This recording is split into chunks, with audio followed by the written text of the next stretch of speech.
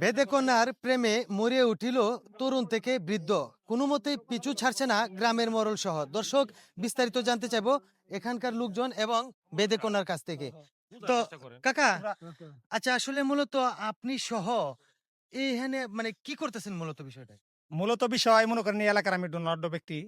আমার কোনো কিছুর অভাব নাই, টাকা পয়সা কোনো কিছুর অভাব নাই। এই মেয়েরে আমি বলতেছি, এই বাইদিনের আমি কইতাছি যে তোমার যা যা লাগে, তোমার কি লাগবো, জমি লাগুক, টেহা লাগুক, পয়সা লাগুক, সবকিছু আমি দিব। তুমি আমার কাছে বিয়া বউ। সবাই আমার কথা শুনে, এই বাইদা বেড়ি আমার কথা শুনে না। এই তোমার কোন দর্শক, আমরা যতটুকু বুঝতে পারলাম এই ভিডিওতে যে আসলে উনি একজন গ্রামের ধনাঢ্য ব্যক্তি, তার কথা মতো উঠে বসে প্রায় সবাই, কিন্তু এ একটা বেদে কন্যা হয়ে তার কোনো কথাই শুনছে না। তো দর্শক, এখন আমরা চলে যাব বেদে কন্যার কাছে। আচ্ছা আপু, আসলে মূলত আপনি তো একজন বেদে কন্যা, তাই না? জি তো আপনার জন্য মোটামুটি তরুণ থেকে বৃদ্ধ সবাই পাগল। আপনার তো বিয়ে করতে হবে, তাই না? আপনি যে কোনো একটা লোক দেখে বিয়ে বসে যান। ভাই শুনেন, আমরা সে বাইদানি, আমরা তাই হয়েছে মনে করেন যে খালে বিলে নদীর ভিতরে নৌকার ভিতরে ঘর বানায়া আমরা মনে করেন যে যাই একটু টাকা অর্জন করে চাইল ডাইল পাই এ সাপের খেলা দেখায়, তাই না? তা আমরা যদি এত লোভ থাকতো তাহলে মনে করেন যে আঙ্গর পিছনে লোকের অভাব নাই, বিয়ে বইয়ে বললে বইয়ে বইতে পারতাম। দাঙ্গ যাচ্ছে দাঙ্গ বিয়ে হয় না, বুঝেন না? এখন তো এই এলাকার ভিতরে আমি মহা বড় বিপদে পড়ছি, এই যত পোলা আমার আছে সব দিয়ে আমার পেছনে লাগছে বুইড়া বেড়া আরে পর্যন্ত। বিয়ে বিয়ে করলে আবার জাত লাগে। হ্যাঁ? তোমার কি এর অভাব? আমার জামাই তোর লেগে আয়া পড়ছে, তুমি আমি রাখতে পারি না দইরা। তো দর্শক, আমরা যতটুকু বুঝতে পারলাম যে এলাকার সকল লোকে তার পিছু ছাড়ছে, কোনো মতো পিছু ছাড়ছে না, কারণ তাকে বিয়ে করার জন্য। তো এখন চলে যাবো একজন বোনের কাছে। একটু আচ্ছা, আপনিও কি ওনার প্রেমে পড়ছেন? আপনি এখানে আসছেন কেন? আরে ভাই এটা কি বলেন, উনি একটা মেয়ে মানুষ, ওর লগে আমি প্রেম করবো কিসের জন্য? এই যে দেখেন না জাউরা গোলাম, হ্যাঁ এই গোলাম, এই যে এই মাইয়ার পিছনে লাগবে, আমি মনে করেন কি টাইম নাও নিতে পারি না, বুঝছেন? এই যে বাইদানি দেখেন না, বাইদা আইছে গ্রামে আইয়া মনে করেন পুরো এলাকাটা জ্বালাই খাইতেছে। আমার জামাই এখন এই কি যে করবো এই কর? যে আমার জামাইরে আমি ঘরে রাখতে পারতাছি না এই ছেলের লিগা। একটু এই আগেন, একটু ছেলে আগেন, পুরা গ্রামের সব পোলাগো মাথা নষ্ট করতেছে, আমার নাকি ভালো লাগে না। একটু আগেন, একটু আগেন।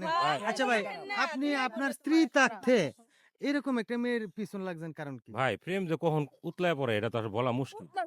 ও একটু কালো হইলো, ব্ল্যাক ডায়মন্ড চেনেন? ওর আমি এক দেখাতে আমার খুব পছন্দ হয়ে গেছে গা। ও যদি চায় আমি বাইদা হইতো রাজি। আমার কি করব? আমার ডিফুজ দিয়া তারপরে তুই বাইদারে বিয়া করবি। আমি তো কালো দেখবো, হ্যাঁ কথা বলবো না। এটা আমি আর আপনি আমি বিয়ে করবো, আমি বিয়ে করবো। মোরল সাহেবের লিগা আমি আগাইতে পারতাছি না। মোরল সাহেবের উপরে তো আমরা কথা কইতে পারি না। সেও পছন্দ করছে, কি একটা বিপদ কোন দিন।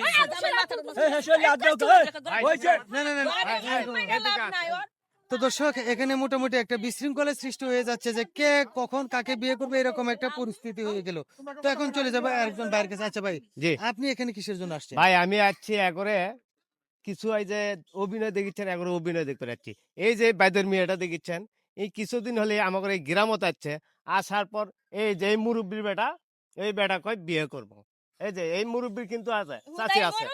এই যে আবার এটা ওই যে ওনে, এই যে দেখিচ্ছেন যে যে কয়জন সবারই কিন্তু বউ আছে, তাও খালি এই মেয়েটাকে বিয়ে করবে আচ্ছা। আরে কথা কই, কোন জায়গায় ভাই দিনি মেয়েটা অসহায়। এখন দেখলাম যে সারাদিন কয় কেজি চাইল পাইছে না পাইছে, আমি তো হাফ কেজি চাইল দিয়ে ওর নৌকার ভিতর গেছিলাম, পুকুরটা বুঝে বের গেছিলাম। এইটা আমার বউ মাইন্ড করছে ভাই, আমি খারাপ উদ্দেশ্যে জানি অসহায় মেয়ে হাফ কেজি চাউল দিলাম যে রান্না করে খাবে। এই এই উদ্দেশ্য নৌকার ভিতর তো যাই একটু গল্প করি, এই তোমার বুঝাইছে। বউ নাই? বউ না, সবাই আমার একটা কথা শুনে, ইনি কিন্তু বাইদানি হইলো দেখতে হয়েছে ব্ল্যাক ডায়মন্ড কইয়া, এরা কিন্তু বউ আছে, বউ থাকার পরও এই মেয়েটার বিয়ে করতে চায়। বিয়ে করে কি 2-4 দিন ফুর্তি টুর্তি করে পরে দিব সেটা। একদিন দেখছি। আর আমার তো বউ নাই, আমার কথা শুনো, আমি হ্যারে পুকুরটা দিয়ে দিমু, ওই জমিটা দিয়ে দিমু, আমার কিন্তু বউ নাই।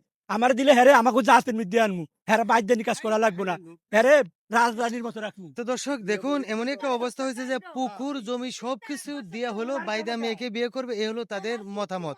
তো এখন চলে যাবো একটু বাইদা মেয়ের কাছে। আচ্ছা আসলে মূলত এখন আপনি কি করতে চাচ্ছেন? ভাই আমি বাড়িতে যাইতে চাই, আমার নৌকার ভিতরে আমার ফ্যামিলি আমার লাগে অপেক্ষা করতেছে, ওর লাগে আমি যাইতে পারতাছি না।